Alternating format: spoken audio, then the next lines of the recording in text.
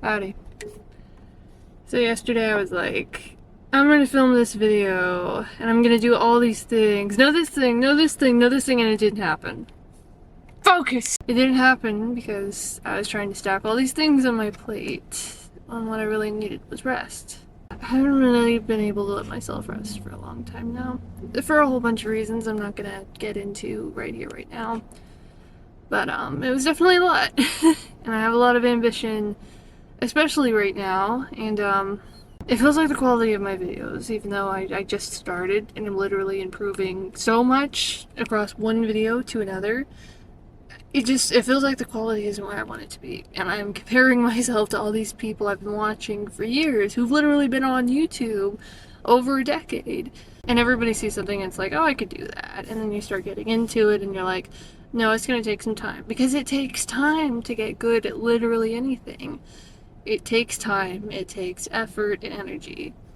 And you get more comfortable on camera and you get better at editing and you figure out that if you want good audio, you probably shouldn't just be talking directly into the laptop speaker. But it's what we're working with. It's weird though, because like my second video, the audio is all over the place. Because sometimes like that first take, it sounded like professional grade audio, so I thought I was good.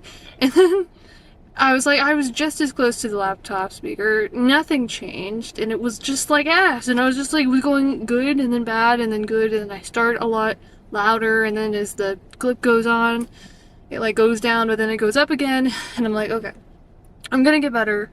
Just the bottom line, bear with me.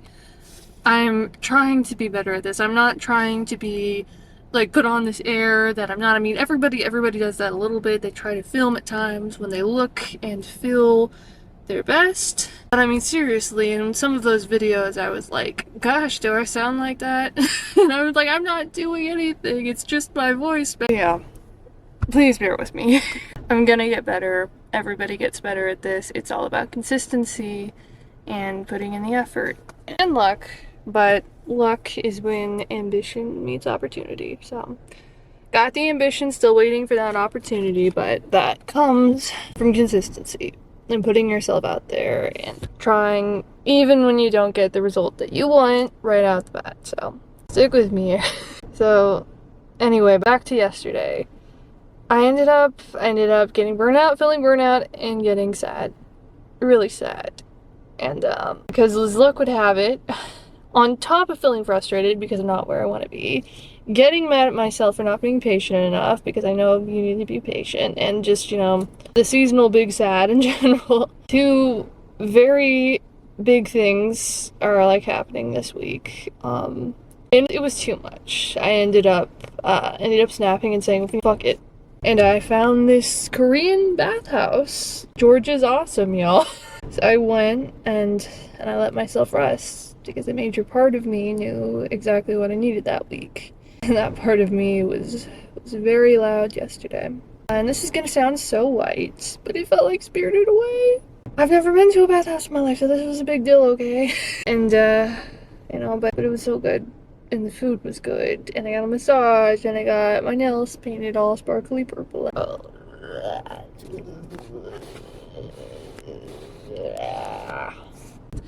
Ended up spending the whole day there. And so today I was very in my feels again, and there was some internal conflict about the whole spontaneous spa date. But I don't regret it. It was exactly what I needed, and it felt wonderful, and hours just fucking passed and I didn't even realize it, y'all. But yeah, so I woke up today and I realized what I wanted to make a video about. It's something I've been wanting to do for a while because, you know, after moving out, I realized how fucking quiet it is to live on your own. And, it's insane. So I started leaving the TV on more often than not and like watching an episode or something with every meal, which I was already kind of doing at lunch and everything. But just not having like an after dinner conversation or just seeing people get home is weird. So I was leaving, I had two major comfort podcasts. One is the Honeycast, which is run by Ashley Nichols, who is a really talented animator. And there's usually like a bunch of really hilarious voice actors that star in every major indie animation pilot on YouTube.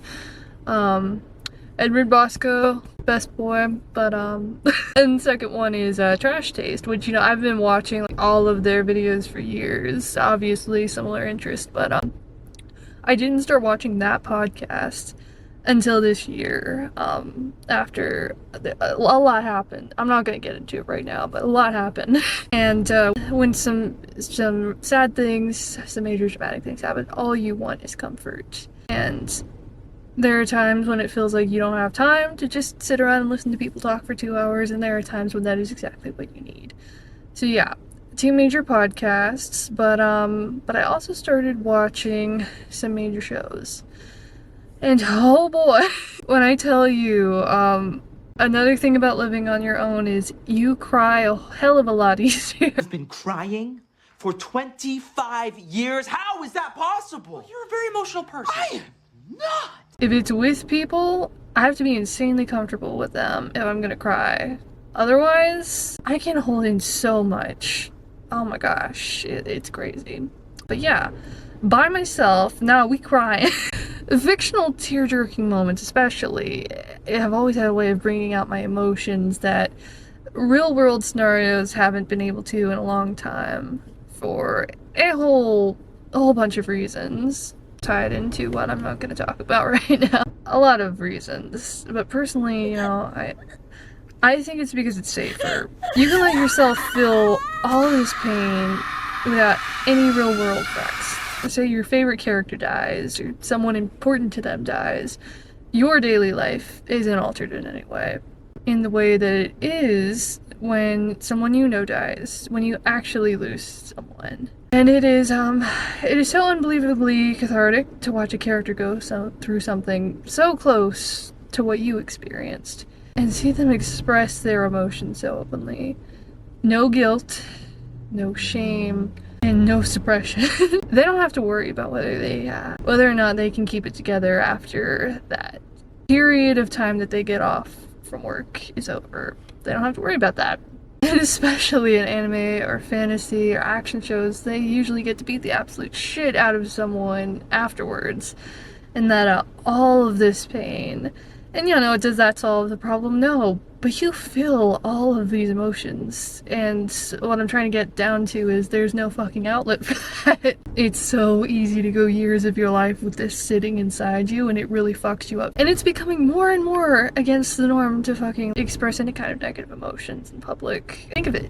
Think of a place where you can just scream your heart out and not get the cops called on you immediately. I'm not saying you should make every moment of pain you experience everyone else's problem all the time, but for fuck's sake.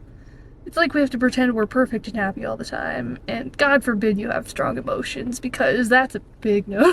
Please don't hurt or scream at random people every time you're pissed off. Just don't suppress every negative emotion either, and I don't have a solution for this right now, because 30 minutes in an escape room is not enough to combat like 10 years of emotional damage, or more than that.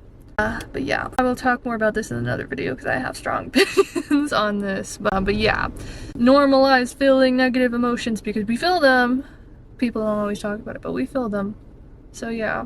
But back to the topic. I wanted to run through 2 shows I've recently watched that just like 100% made me start crying. So the first one I'm gonna get into is actually not an anime. When October rolled around, I was craving a spooky good time, you know, something new, something I hadn't seen before, but also something comforting and familiar. And that's when I found Julie and the Phantoms on Netflix. Not gonna lie, this one feels very Disney Channel, very Monstober, which is, you know, exactly what I wanted. I know it can be a little too much for some people, but I'm very Disney Channel. Although there are times when they really push the family-friendly vibe, to the point where it almost has like Euphoria vibes, you know, without the drugs. But overall, it was a really fun watch. The music has heart, the characters are fun, glitters everywhere, Finn from Adventure Time is in a ghost rock band. What's not to love? I actually named my cats after this. However, a story centered around a dead dude, dead moms, you know, it's bound to touch on the grieving process a little. And in this show, you get to see both sides of it. You have our protagonist, Julie, who represents those left behind. Someone who's struggling to find enjoyment or motivation in life after her mom passes away. And then on the flip side, you have the Phantoms. 3 guys who died in the 90s in the most hilarious way possible. Chill, man. Street dogs haven't killed us yet. Right before their band was going to perform at a venue they'd been working their asses off to get to for years. Combine their lost ambition with Julie's struggle to pursue what she loves, and you have a really cool fucking rock band.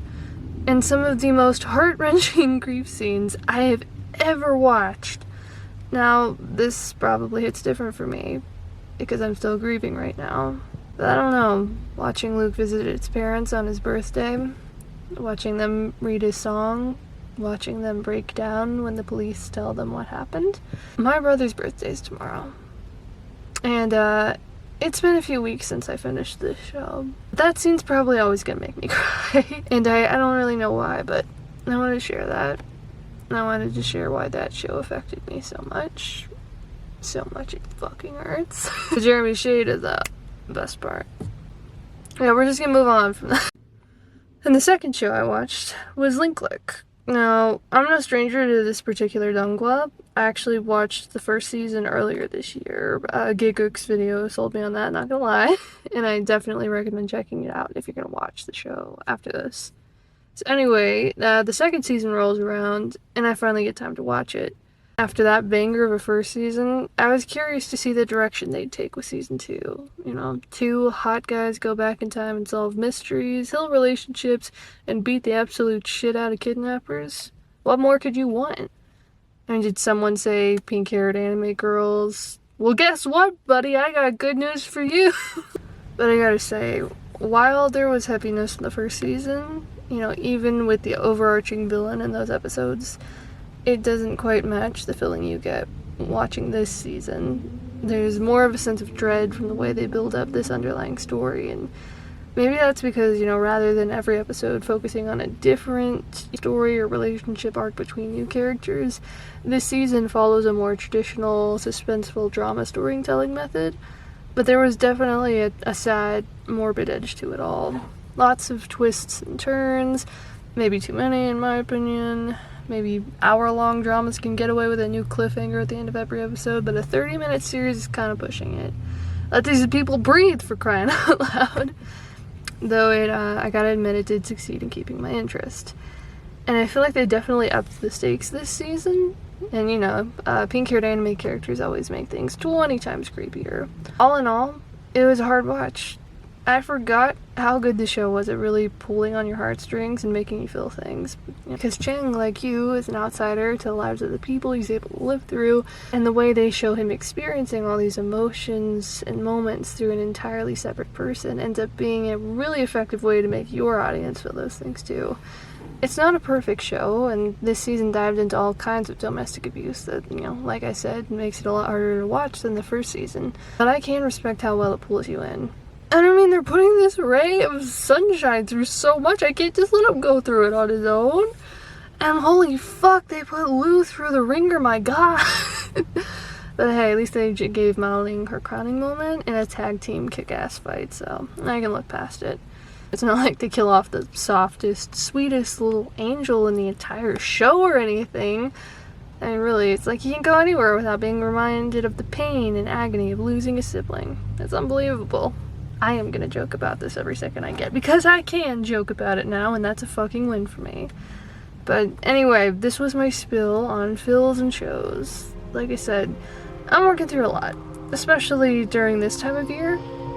And yet, even when I really don't know how to process it all, I'll often see something in a piece of media that helps me express exactly what I'm feeling. And finally, let it out.